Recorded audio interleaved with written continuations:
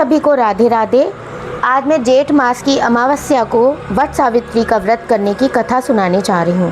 पौराणिक एवं प्रचलित कथा के अनुसार वट सावित्री व्रत के अनुसार राजश्री अश्वपति की एक ही संतान थी जिसका नाम सावित्री था।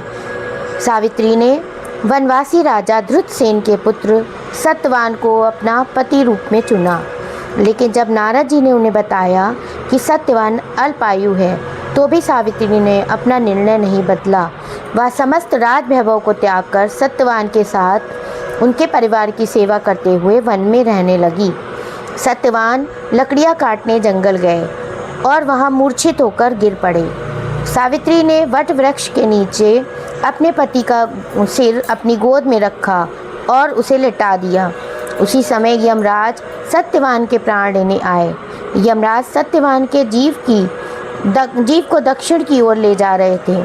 सावित्री भी यमराज के पीछे पीछे चल देती है और उसे आता देखकर यमराज कहते हैं कि हे पतिव्रता नारी, पृथ्वी तक ही पत्नी अपने पति का साथ देती है, तुम वापस लौट जाओ।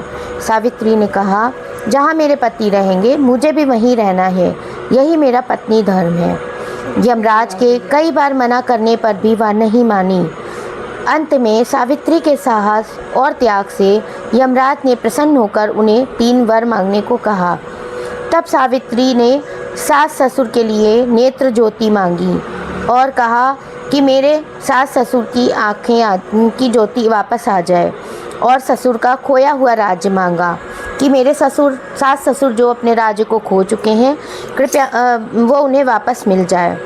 और तीसरा वरदान ये मांगा कि उसके पति सत्यवान वो अपने पति सत्यवान के 100 पुत्रों की माँ बने। तीनों वरदान सुनने के बाद यमराज ने कहा, तथास्तु, ऐसा ही होगा। यमराज आगे बढ़ने लगे। सावित्री ने कहा कि प्रभु, मैं एक पतिव्रता नारी हूँ और आपने मुझे पुत्रवती होने का आशीर्वाद दिया है।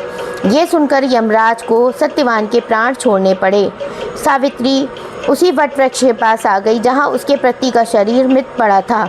इस प्रकार सावित्री ने अपने पतिव्रता व्रत के प्रभाव से न केवल अपने पति को जीवित किया, बल्कि सास ससुर के नेत्रों की ज्योति और उनका खोया हुआ राज भी फिर से वापस दिलाया।